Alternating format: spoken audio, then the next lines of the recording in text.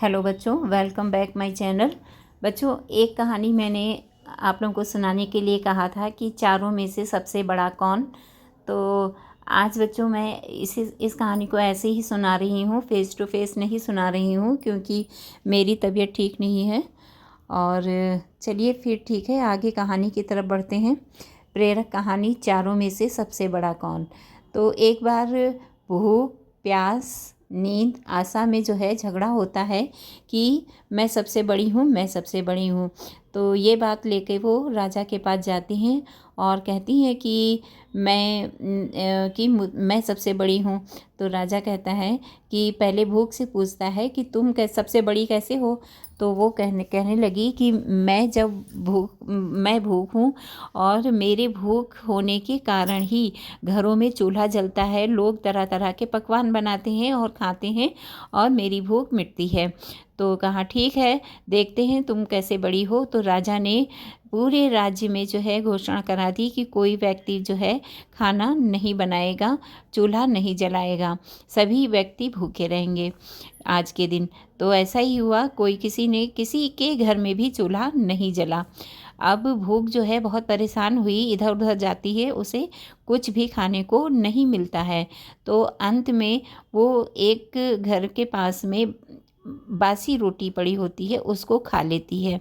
यह सब जो है नींद देख रही थी। नींद जो है राजा से कहती है कि भूख ने बासी रोटी खा ली है, इसलिए वो सबसे बड़ी नहीं है। तो प्यास के बोली कि मैं सबसे बड़ी हूँ। तो राजा ने कहा कैसे। तो कहा कि मैं जो हूँ खाना खाने के बाद प्यास जब मुझे लगती है तो प्यास पानी पी के ही लोग मुझे तृप्त करते हैं। लोग जो है प्यास के कारण ही पानी का संचय करते हैं, कुआं खुदवाते हैं, नल लगवाते हैं। तो कहा ठीक है। राजा ने फिर से घोषणा शहर में करवाई कि जो है किसी के घर में आज पानी संचय नहीं होगा, रखा नहीं जाएगा और कोई भी कुएं के पास नहीं जाएगा। तो दूसरे दिन किसी के घर में पानी जो है बाल्टी आदि में नहीं भरा गया। अब प्यास जो है बहुत व्याकुल हुई, इधर उधर भटकी, कहीं भी पानी उसे नहीं मिला। तो अंत में एक गट्टर का पानी वो पी लेती है और यह सब जो है नींद देख रही होती है। तो नींद जो है महाराज से कहती है कि प्यास ने जो है गट्टर का पानी पी लिया है, इसलिए प्यास बड़ी नहीं है, मैं सबसे बड़ी हूँ। तो राजा ने कहा कैसे। कहा मेरे आने से ही लोग जो है बिस्तर बिछाते हैं, गद्दे लगाते हैं और आराम से सोते हैं, जिससे उनकी नींद तृप्त होती है। कहा ठीक है। दूसरे दिन राजा ने फिर जो है घोषणा करवाई कि कोई भी व्यक्ति आज बिस्तर को नहीं लगाएगा, कोई भी व्यक्ति आज सोएगा नहीं। अब पूरे राज्य में ऐसा ही हुआ। तो क्या हुआ कि अब जो है नींद बहुत परेशान होती है कि अब तो उसे सोना है, लेकिन कहीं भी बिस्तर बिछा हुआ नहीं पाती है। लेकिन अंत में नींद के आगे हार जाती है और ऊबड़ खाबड़ जगह पर सो जाती है। और यह सब जो है आशा देख रही होती है।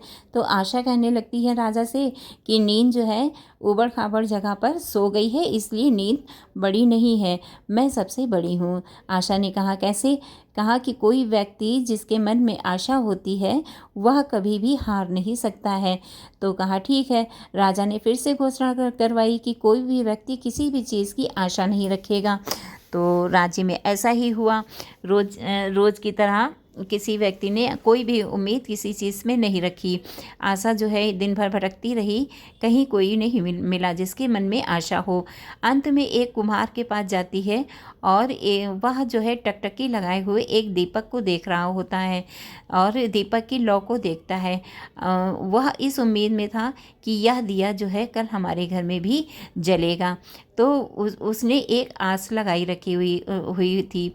तब आशा जो है उसके घर में चली जाती है और वहीं पे रुक जाती है। इसलिए रुक जाती है। तो आशा हो के रुक जाने के कारण उस व्यक्ति का जो है दिन अच्छे हो जाते हैं। जैसे उसने आशा की थी वैसे ही उसके दिन अच्छे होने लगे। इसलिए बच्चों कहते हैं आशा सबसे बड़ी होती है। तो इस कहानी से बच्चों हमें क्या शिक्षा मिलती है? इस कहानी से हमें यही शिक्षा मिलती है कि व्यक्ति को हमेशा उम्मीद पर ही टिके रहना चाहिए। अगर हम किसी चीज़ को उम्मीद करते हैं तो वह ज़रूर पूरी होती है, यानी कि आशा पे ही दुनिया टिकी है। अगर व्यक्ति आस न लगाए तो वो उसकी ओर बढ़ने के लिए मेहनत ही नहीं करेगा। इसलिए आशा सबसे बड़ी होती है। ठीक है बच्चों, धन्यवाद। आगे मिलते हैं नेक्स्ट कहानी के साथ। Thank you.